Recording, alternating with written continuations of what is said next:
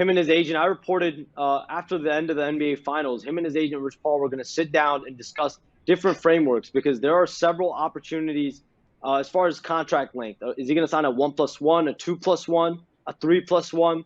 Could he go as much as a 4+1? I don't expect it to be a 4+1. So I would expect anywhere from a 1+1 or a 2+1 for Anthony Davis, maybe even 3+1. So he's got to have those discussions. I expect it to be after Thanksgiving. But he's going to be back. And like you said, they acquired Montrezl Harrell, Marc Gasol, Wes Matthews. Dennis Schroeder was a major trade pickup for the Lakers. And so they've completely overhauled this roster. They didn't just run it back with the same group. Dwight Howard goes to Philadelphia. Danny Green goes to Philadelphia. Avery Bradley goes to Miami. So they've turned over this roster to try to really elevate it and make it better. And Brandon, with all the moves that the Lakers have made during free agency, what says that they can contend for another NBA title? Well, the two pieces that I focus on, Dennis Schroeder gives them sort of a combination of what they needed last year. They needed more punch off the bench. They needed somebody who could go create offense, easy offense that didn't rely on sort of LeBron being full-time ball handler, playmaker extraordinaire for everyone. So Dennis gives them somebody that could play starter minutes, but probably comes off the bench and really hits hard.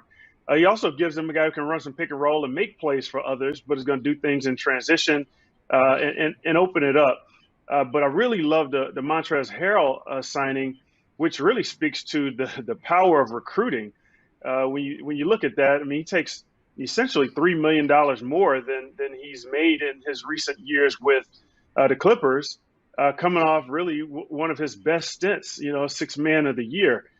Tremendous job by LA, aka LeBron and Rich Paul, to steal him away and give them a guy that can play the five every minute he's on the floor with Anthony Davis. We know that Anthony Davis really likes to be on the perimeter, kind of versatile scorer, but does not want to be a five. So this is really a perfect match, much more so, I think, than the large, lanky fives matching up with Anthony Davis that they had last year.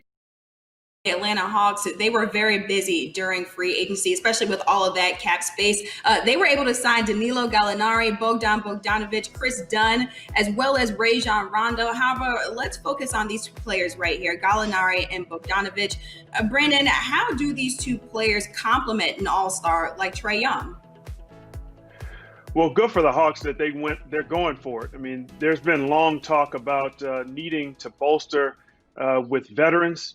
This is a very cheap roster. In fact, they were in danger of not reaching the minimum salary as dictated by the CBA. So they had all sorts of flexibility to go out and make a move.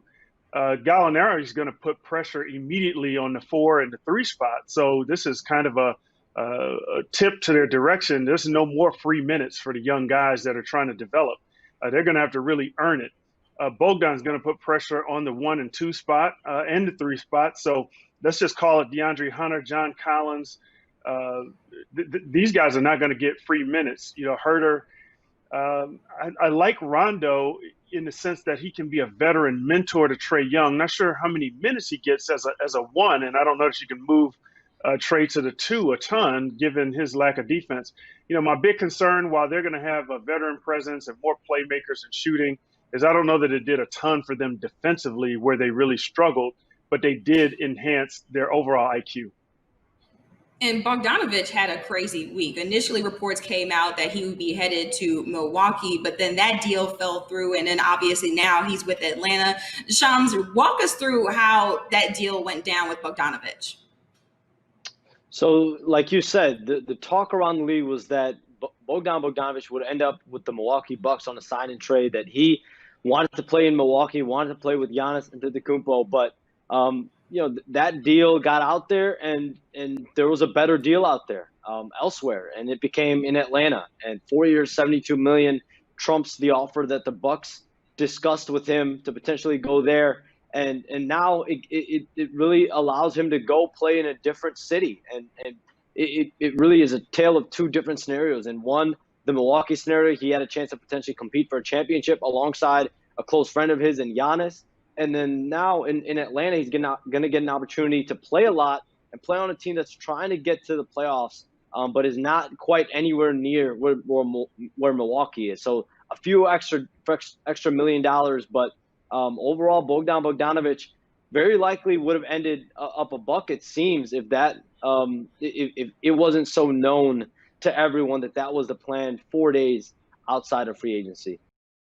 Hayward had really 3 destination points: the Indiana Pacers, staying with the Boston Celtics, or taking this big money deal with the Charlotte Hornets. And in his mind, he wanted to play in Indy, I'm told, and he wanted to find a way to get there. The problem was that the Pacers did not have the salary cap space to sign him outright. So it would have needed to take a sign-and trade facilitated by the Boston Celtics. And there was nothing that came about in discussions with the Pacers and the Celtics that made sense for either side.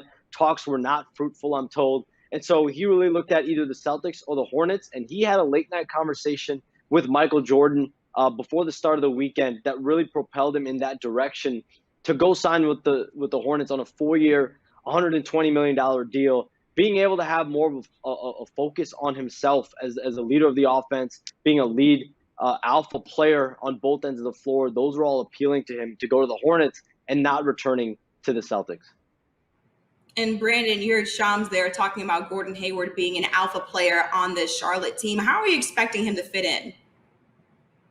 Well, I expect him to fit nicely. I mean, Shams is right. The Charlotte Hornets don't need a piece; they need a guy. As we refer to it, they need a real guy.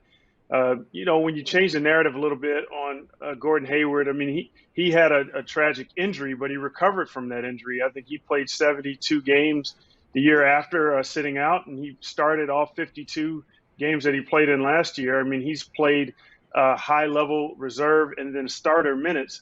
So this is not a case of a debilitated player. And I think when you get past those injuries, the question about whether he's worth the money really shouldn't be there. Now, the big deal is that in order to acquire him,